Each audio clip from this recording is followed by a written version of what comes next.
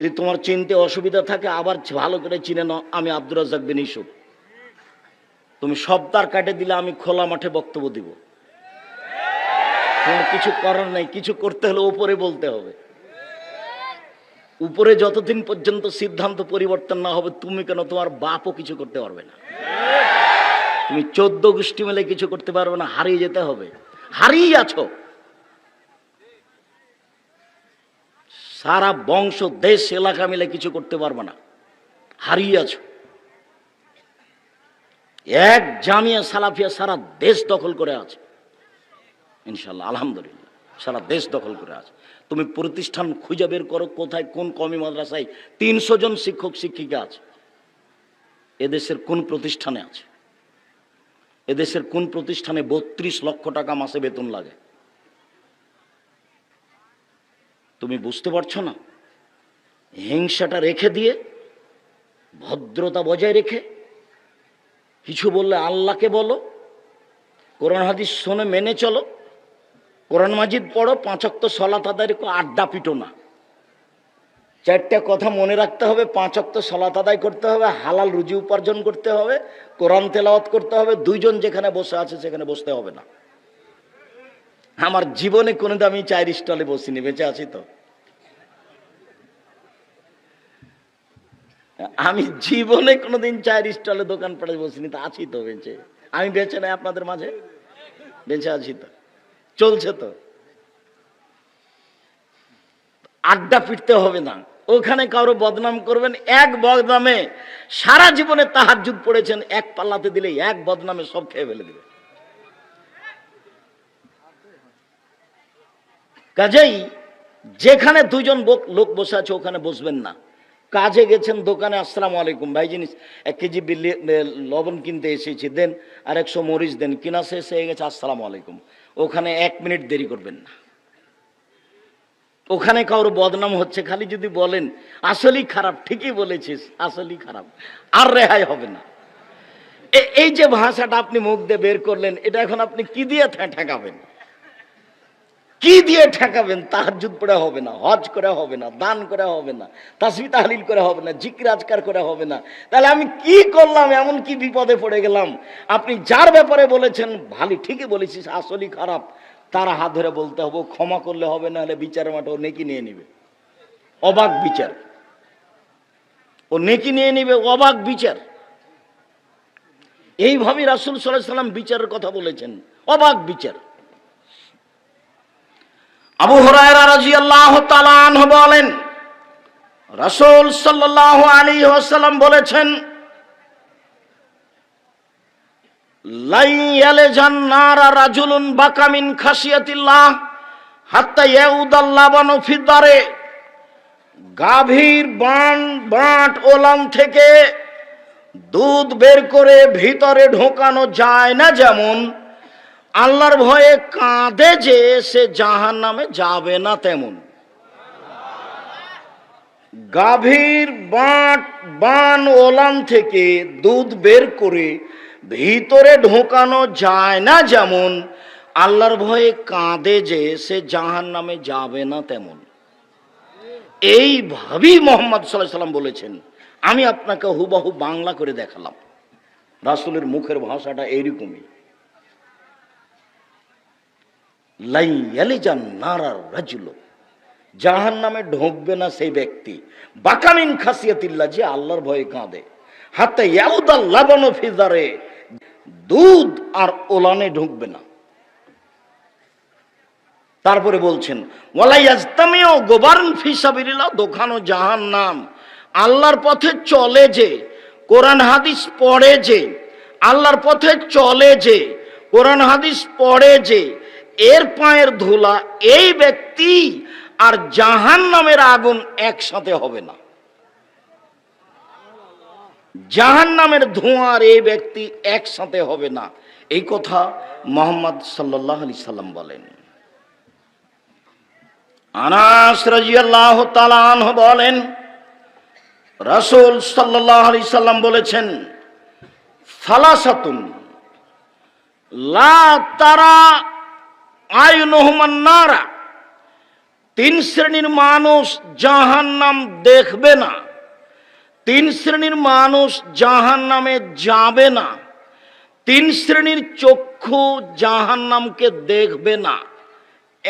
এক, বাকামিন খাসিয়াতিল্লাহ, যেই ব্যক্তি আল্লাহর ভয়ে কাঁদে সেই ব্যক্তি জাহান্নামকে দেখতে পাবে না।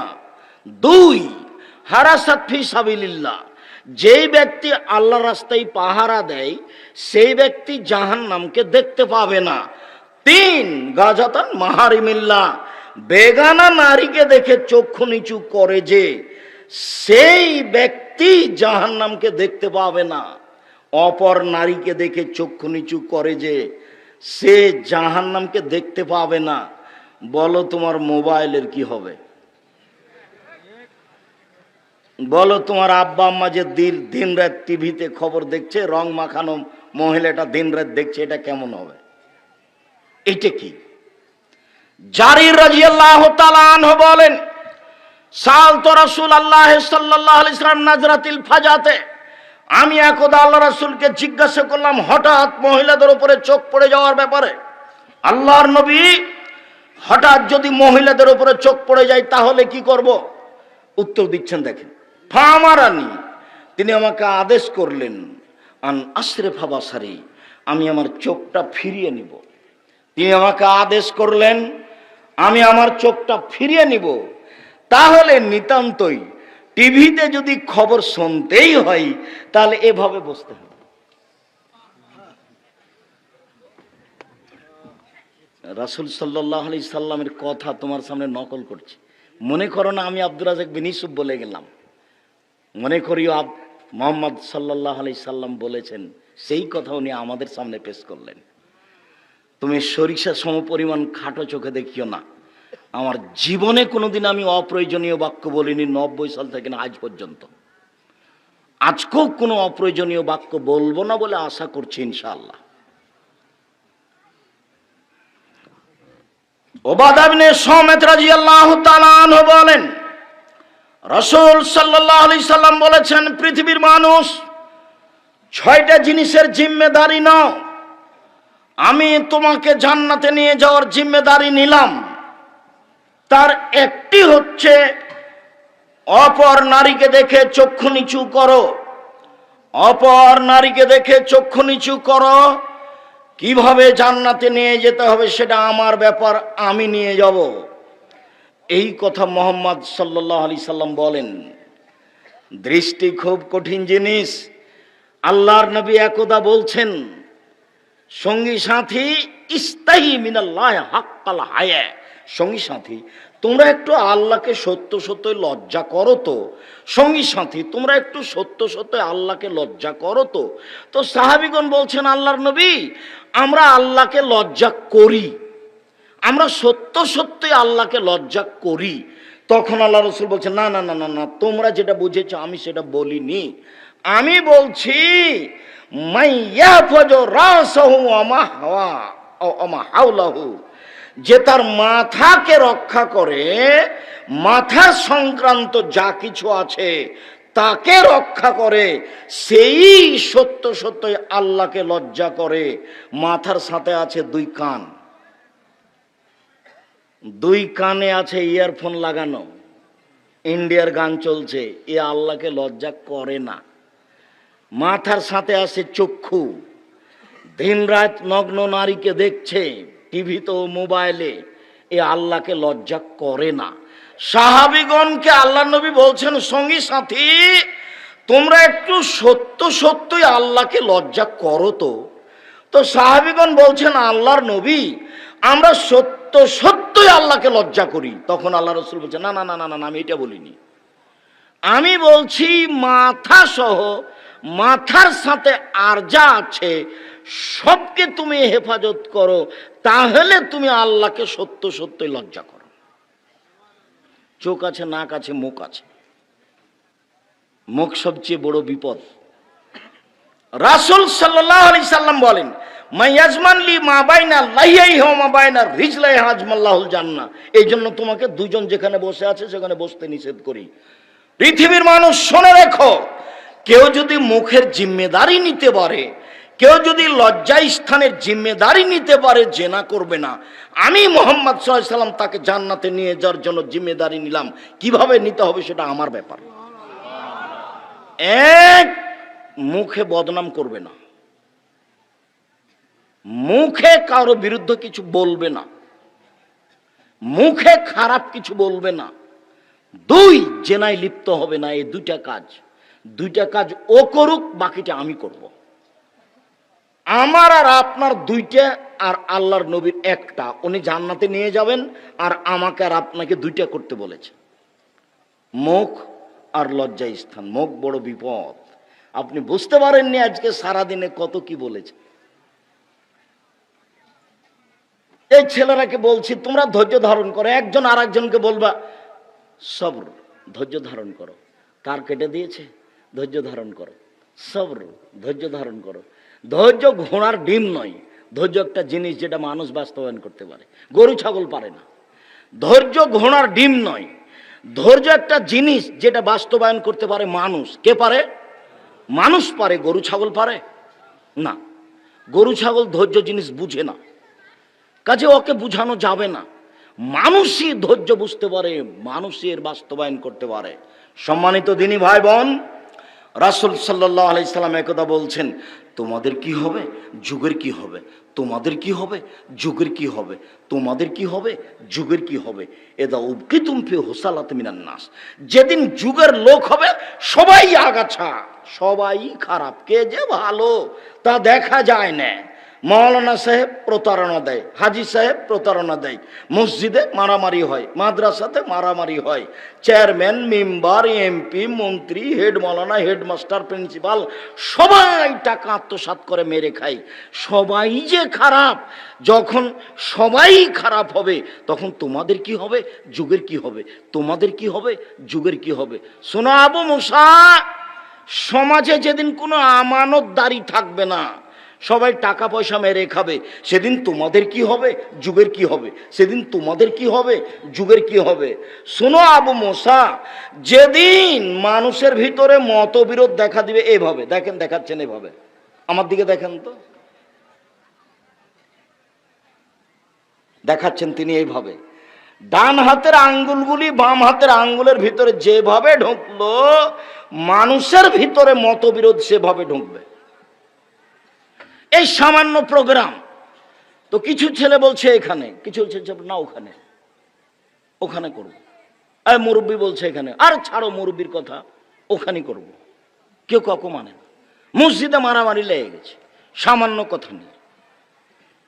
আর মাদ্রাসার অবস্থা তো আপনি দেখতে পাচ্ছেন, আর সামাজিক অবস্থা তার ঢাকা নাই, সবাই দেখছে সামাজিক অবস্থা। আর আমি তোমাকে তো খুব ভালো চিনি, আজকে তুমি বসে আছো, কালকে তুমি একটা সিগারেটের জন্য আগেই থাকবে। যখন তুমি মোটর সাইকেলে যাও না, আমি গাড়িতে নিয়ে আসি, তখন আমি তোমাকে দেখি, তুমি না জানি কি, তুমি ওখানে গেছো কেন, ইমানটা হারাতে কি হবে ওখানে গিয়ে তোমার। সম্মানিত দিনী ভাই বোন, আজকের আলোচনার শেষে এসে যে হাদিসটি পেশ করতে যাচ্ছি, এই হাদিসটি অতীব গুরুত্বপূর্ণ। এই হাদিসটির প্রতি খুব ভালো করে খেয়াল করবেন। আর যাওয়ার সময়, এই ছেলে, যাওয়ার সময় সবচেয়ে যেটা গুরুত্বপূর্ণ বিষয় মনে রাখবেন, সেটা হলো অন্তত একটা মাসিকা লিতেশম পত্রিকা নিয়ে যাবেন। এর পিছনে লক্ষ লক্ষ টাকা খরচ আছে। আজকের আলোচনা আছে উপদেশ বই, নামাজের উপরে এবং হাত তুলে দোয়ার ব্যাপারে। যত বই পুস্তক আছে, বইগুলি আপনাকে মূল্যায়ন করতে হবে, আপনার ঘরে লেখা। কাজেই যাওয়ার সময় সব বইগুলি মূল্যায়ন করবেন। রাসূল সাল্লাল্লাহু আলাইহি সাল্লাম বলেছেন, কেউ যদি নির্জনে আল্লাহকে ডাকে, তার চোখের পানি যদি ঝরঝর করে ঝরে, তাহলে সে বিচারের মাঠে বিশেষ ছায়াতলে থাকবে। থাক থাক জি, শোনো, যেদিন মতবিরোধ এমন হবে, সেদিন তোমাদের কি হবে, যুগের কি হবে, তোমাদের কি হবে, যুগের কি হবে। বলেন আল্লাহর নবী কি করতে হবে? এই যখন বলেন কি করতে হবে, তখন তিনি বললেন যেটা, সেটা হলো কথা। এ দেখো, মুখটা কন্ট্রোলে রাখো, তাহলে বেঁচে যাবা। 2, বাড়িতে থাকো, তাহলে বেঁচে যাবা। 3, যেটা ভালো সেটা নিও, যেটা খারাপ সেটা ছেড়ে দিও, তাহলে বেঁচে যাবা। আচ্ছা আল্লাহর নবী, বুঝলাম, ভালোটা নিব, খারাপটা ছেড়ে দেবো। আচ্ছা আল্লাহর নবী, মুখ খুললাম না। আচ্ছা আল্লাহর নবী, আমি বাড়িতে থাকলাম, বিরোধী দল যদি আমাকে বাড়িতে এসে মেরে যায় তাহলে কি করব? কথা বোঝা যায়নি? তখন আল্লাহ রসুল বলছেন, শোনো শোনো শোনো, যদি পরিস্থিতি এমনই হয় তাহলে আদমের 2 ছেলের ভালোটার মতো হয়েও, আদমের 2 ছেলের ভালোটার মতো হয়েও। আদমের এক ছেলে কাবিল বলল, এই তোকে মারবো। তখন হাবিল বলছে, তুমি মারো মারো, আমি তোমাকে মারবো না। আল্লাহ নবী কি বললেন বলেন তো দেখি? যখন সাহাবী বললেন, ঠিক আছে আল্লাহর নবী, মুখ খুললাম না, ঠিক আছে আল্লাহর নবী, বাড়িতেই থাকলাম, তো ওরা যদি এসে আমার বাড়িতে মেরে যায় তাহলে আমি কি করব?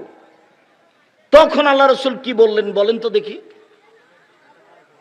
তখন বললেন যে আদমের 2 ছেলের ভালোটার মতো হও। যদি মারতে আসে ঘরে তাহলে বলতে হবে, ঠিক আছে তুমি আমাকে মেরে যাও, আমি তোমাকে কিছু বলবো না। আপনি বললেই বিপদ, আর আপনি হক টিকাতে পারবেন না। আল্লাহ রসুল বললেন, মুখ বন্ধ রেখো।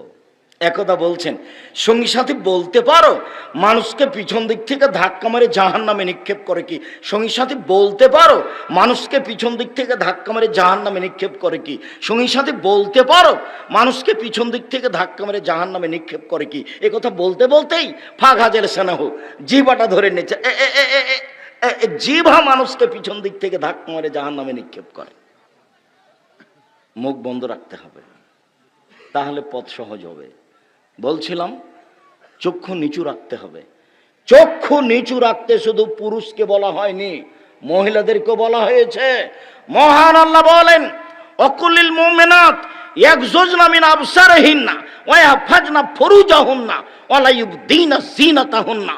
মুহাম্মদ সাল্লাল্লাহু আলাইহি সাল্লাম, আপনি পৃথিবীর মুসলিম নারীকে বলে দেন, মহিলাদেরকে বলে দেন, তারা যেন চক্ষু নিচু করে, তারা যেন লজ্জা স্থানকে হেফাজত করে, তারা যেন তাদের সৌন্দর্য প্রকাশ না করে। উপস্থিত বৈঠকের মুসলিম বোন, এই মেয়ে, তোমাকে বলছি, তুমি যে ক্লাস 10-এ পড়ো, তোমার মাথায় কাপড় নাই কেন? তোমার বাপ নেই? লজ্জা পাও নাকি? জন্ম দিতে পারলে বাপ হওয়া যায়, তো পুরাতন কথা, নতুন নয়। ক্লাস 10-এ পড়ো তুমি, যেদিন 8-এ উঠেছিলে সেদিন তুমি যুবতী হয়েছ। কাকে কি বুঝাতে চাচ্ছ? রাজুলুর আইন ফি আহলি বাইতিহি ও মাসউলুন রায়তিহি, যে বাড়ির মালিক তাকে ছেলে মেয়ে সম্পর্কে অক্ষর অক্ষরে জিজ্ঞাসা করা হবে, বিচারের মাঠে তাকে উত্তর দিতে হবে, নইলে সে তাহাজ্জুদ পড়ে টিকতে পারবে না। অল মারাতু রায়া ফি বাইতে যাওজা ওয়ালাদি, যে মহিলা তোমার মা, এই বাড়িতে দায়িত্বশীলা মহিলা, তাকে জিজ্ঞাসা করা হবে তোমার সম্পর্কে, তাকে জিজ্ঞাসা করা হবে তোমার ভাই সম্পর্কে। তোমার মা যদি যথাযথ উত্তর দিতে না পারে, তোমার মা তাহাজ্জুদ পড়ে বিচারের মাঠে জবাব দিতে পারবে না।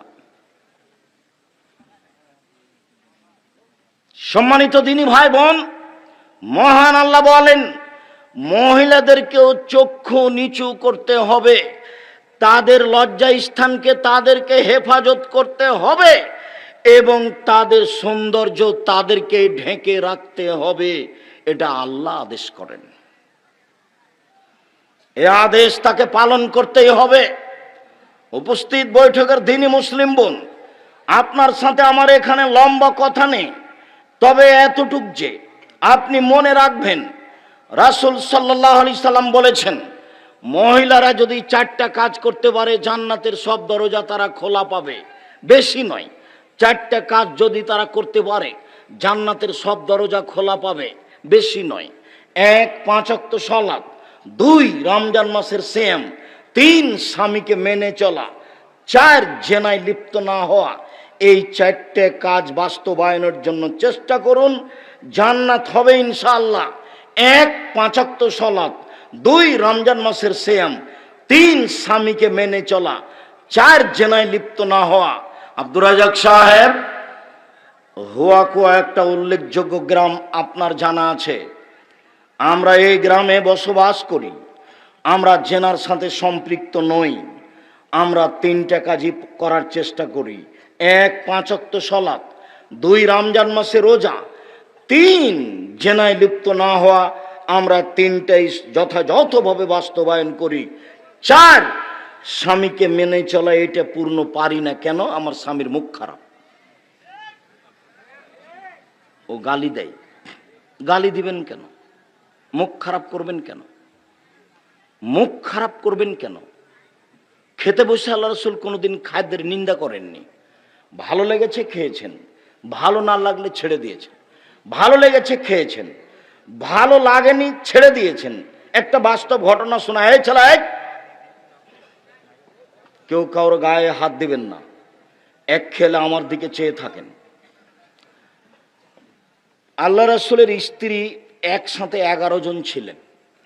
আল্লাহর নবী এক স্ত্রীর কাছে ছিলেন, অর্থাৎ আয়েশার কাছে ছিলেন। তো কোন স্ত্রী বাটিতে করে তরকারি দিয়ে পাঠিয়েছে বাঁধির হাতে, দাসীর হাতে।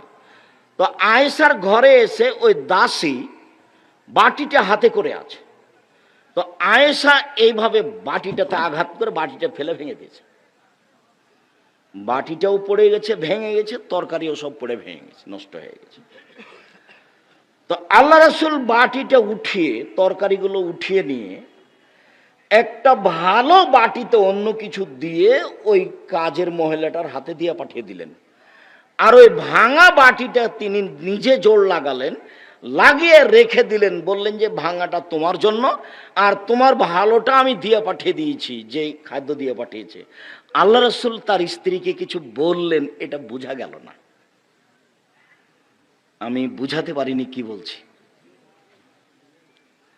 তার মানে আল্লাহ রাসূলের চোখের সামনে কাজের মহিলার হাতে বাড়ি দিয়ে আয়েশা রাদিয়াল্লাহু তাআলা আনহা যে বাটিটা ভেঙে দিলেন, তো আল্লাহ রাসূল মুখ খুললেন। হ্যাঁ, কি ব্যাপার? তুমি বাটি ভাঙলে কেন? কি পেয়েছো তুমি? কেন ভাঙবে তুমি? কোন কথা বললেন না। পৃথিবীর সবচেয়ে ভদ্র মানুষ, স্ত্রীকে কেন গালি দিবেন? কেন নিন্দা করবেন? সে আপনার সংসারের সবচেয়ে কাছের মানুষ। মহান আল্লাহ বলেন, আমিন আয়াতিহান খালালাকুম আন খালাকালাকুম মিন আনফুসিকুম আজওয়াজান লিতাসকুনু ইলাইহা। পৃথিবীর মানুষ, তোমাদের স্ত্রীদেরকে তোমাদের থেকে আমি সৃষ্টি করেছি যাতে করে তোমরা সেখানে শান্তি তৃপ্তি পাও। স্ত্রী হচ্ছে শান্তি তৃপ্তির বস্তু, গালি দিবেন কেন? স্ত্রী হচ্ছে শান্তি তৃপ্তির বস্তু, মারবেন কেন? স্বর্ণ দিয়ে ঘর বানিয়ে শান্তি হবে না, মখমল চাদর বিছানে বিছিয়ে শান্তি হবে না স্ত্রী ছাড়া। আল্লাহ বলছেন তোমার শান্তির মাধ্যম, তোমার তৃপ্তির মাধ্যম আমি আল্লাহ তোমার স্ত্রীকে করে দিয়েছি। অজালনা বাইনাকুম মাওয়াদাতার রাহমা, তোমাদের মাঝে স্বামী স্ত্রীর মাঝে ভালোবাসা আমি সৃষ্টি করে দিয়েছি। তাই ভালোবাসাটা বহাল রাখতে গিয়ে আল্লাহ তাআলা বলছেন, নিসাউকুম হারসুল্লাকুম ফাতু হারসুকুম আন্না শাইতুম। পৃথিবীর মানুষ মনে রেখো, তোমাদের স্ত্রী তোমাদের ক্ষেত। পৃথিবীর মানুষ মনে রেখো, তোমাদের স্ত্রী তোমাদের জমি। তোমরা তোমাদের স্ত্রীর কাছে আসো তোমাদের ইচ্ছা মতো, সকালেই কি, বিকালেই কি, দুপুরেই কি, চন্দ্রগ্রহণ লাগলেই কি আর না লাগলেই কি, সেটা তোমার ব্যাপার। এই কথা আল্লাহ তাআলা বলেন। যেহেতু তাকে শান্তি তৃপ্তির জন্য সৃষ্টি করা হয়েছে, তাই আল্লাহ এটা ঘোষণা করছেন। সম্মানিত দিনী ভাই বোন, কখনো আপনারা ভুলেও তাদেরকে কষ্ট দেওয়ার চেষ্টা করবেন না। আর আপনাকে আমি অনুরোধ করে যাচ্ছি, আপনি আমার দিনী বোন, দেখুন স্বামীকে মূল্যায়ন করাই জান্নাত, এ কথাই ঠিক। একজন মহিলা রাসূলের বাড়িতে এসে কথা শেষ করে চলে যাচ্ছে। তাহলে রাসূল বলছেন, থামো থামো থামো থামো থামো, তোমার স্বামী আছে? জি, আমার স্বামী আছে। তুমি তোমার স্বামীর কাছে কেমন? আমি চেষ্টা করি তার সাথে ভালোভাবে চলার। চেষ্টা করো মানে? বলো কি? হওয়া জান্নাত না রোকে, সেই তো তোমার জাহান্নাম, সেই তো তোমার জান্নাত। স্বামী তোমার জাহান্নাম, স্বামী তোমার জান্নাত। সে তো তোমার জাহান্নাম, সে তো তোমার জান্নাত। স্বামীর পায়ের নিচে জান্নাত, এ কথা আল্লাহর নবী বলেননি। তবে আল্লাহ নবী বলেছেন স্বামী তোমার জাহান্নাম, স্বামী তোমার জান্নাত। মায়ের পায়ের নিচে জান্নাত, এ কথা আল্লাহ নবী বলেছেন। মায়ের পায়ের নিচে জান্নাতে, কথা আল্লাহর নবী বলেছেন। স্বামীর পায়ের নিচে জান্নাতে, কথা আল্লাহর নবী বলেননি, তবে বলেছেন স্বামী তোমার জাহান্নাম, স্বামী তোমার জান্নাত, তুমি তাকে মেনে চলার চেষ্টা করো। সম্মানিত দিনী বোন, বিষয়টি আপনার কাছে আমি শক্তভাবে পেশ করে, অতীতে যা কিছু হয়েছে সেটা হয়ে গিয়েছে, আজকে থেকে আপনাকে নতুনভাবে সংসার গড়ার জন্য, কথা বলার জন্য আমি অনুরোধ জানাচ্ছি। অনেক দিন থেকে কথা বন্ধ করে রেখেছেন। স্বামীকে খাবার দেওয়ার সময় আসলে মেয়েকে বলেন তোর বাপকে খাবার দে, বৌমাকে বলেন তোমার শ্বশুরকে খাবার দাও। আপনি নিজে কোনো সময় আসেন না। এইভাবে ঝুলন্ত সংসার দিয়ে কি করবেন? এভাবে ঝুলন্ত সংসার চালাতে হবে না, ভুল পথে যেতে হবে না। সম্মানিত দিনী ভাই বোন, আবু হুরায়রা রাদিয়াল্লাহু তাআলা আনহু বলেন, রাসূল সাল্লাল্লাহু আলাইহি সাল্লাম বলেছেন, লাইসা শাইউন আহাব্বা ইলাল্লাহি মিন কাতরাতাইনি ওয়া সারাইনি, দুইটি বিন্দু ফোঁটা, দুইটি চিহ্ন আল্লাহর কাছে যত প্রিয়, পৃথিবীর কোনো কিছু আল্লাহর কাছে তত প্রিয় নয়। আমার দিকে চেয়ে দেখেন, দুইটি বিন্দু ফোঁটা, দুইটি চিহ্ন দাগ, এটা আল্লাহর কাছে যত প্রিয়, পৃথিবীর কোনো কিছু আল্লাহর কাছে তত প্রিয় নয়। শুরু হলো এক, কাতরাত দমুইন মিন খাসিয়াতিল্লাহ ও ফি খাসিয়াতিল্লাহ, এক ফোঁটা চোখের পানি আল্লাহর কাছে যত প্রিয়, পৃথিবীর কোনো কিছু আল্লাহর কাছে তত প্রিয় নয়। হজ বড় কাজ, কবুল হলে এক পাপও থাকবে না, সেই দিনের মতো হয়ে যাবে যেদিন তার মা তাকে জন্ম দিয়েছে। এরপরেও হজ কাজটি আল্লাহর কাছে অত প্রিয় নয়। এক ফোঁটা চোখের পানি আল্লাহর কাছে যত প্রিয়। খুব দামি ইবাদত সিয়াম, ফরজ রোজা, এইটার পরেও এই সিয়াম আল্লাহর কাছে অত প্রিয় নয়। এক ফোঁটা চোখের পানি আল্লাহর কাছে যত প্রিয়। দুই, কাতরাতুন ফি সাবিলিল্লাহ তুহরাকু ফি সাবিলিল্লাহ, আল্লাহর পথে নেমে গিয়ে কেটে যাওয়া, ফেটে যাওয়া এক ফোঁটা রক্ত আল্লাহর কাছে যত প্রিয়, পৃথিবীর কোনো কিছু আল্লাহর কাছে তত প্রিয় নয়। তিন, কেটে যাওয়া দাগ, আল্লাহর পথে কেটে যাওয়া দাগ, ফেটে যাওয়া দাগ, এই দাগ চিহ্ন আল্লাহর কাছে যত প্রিয়, পৃথিবীর কোনো কিছু আল্লাহর কাছে তত প্রিয় নয়। চার, আসারুন ফি ফারিজাতিন ফারাইজিল্লাহ, এবাদত করতে গিয়ে, সালাত আদায় করতে গিয়ে কপালের দাগ, এবাদত করতে গিয়ে হাঁটুর দাগ, এবাদত করতে গিয়ে টাকনুর পায়ের দাগ, এই দাগ চিহ্ন আল্লাহর কাছে যত প্রিয়, পৃথিবীর কোনো কিছু আল্লাহর কাছে তত প্রিয় নয়। দেখি আপনার সিরিয়াল মনে আছে কিনা। এক, এক ফোঁটা চোখের পানি। দুই, এক ফোঁটা গায়ের রক্ত। তিন, আল্লাহর পথে নেমে গিয়ে শরীরের দাগ। চার, ইবাদত করে পায়ে, কপালে, হাঁটুতে দাগ। এবার দেখেন তো এই চারটের মধ্যে সবচেয়ে সহজ কোনটা? এক ফোঁটা। বাকিগুলো একটাও সহজ নয়। আর এটাই এক নম্বরে আছে, বাকিগুলো একটাও সহজ নয়। এবাদত করতে গিয়ে দাগ, এটা আপনি কি পাহাড় তাহলে কপাল ঘষে ঘষে করবেন? তবে স্বাভাবিকভাবে এবাদত করলে একদিন হয়ে যাবে, এরকম কাউকে বলা লাগবে না, তবে সময়ের ব্যাপার। আর আল্লাহর পথে নেমে কেটে গেছে, ফেটে গেছে তারই দাগ, এটা সহজ নয়।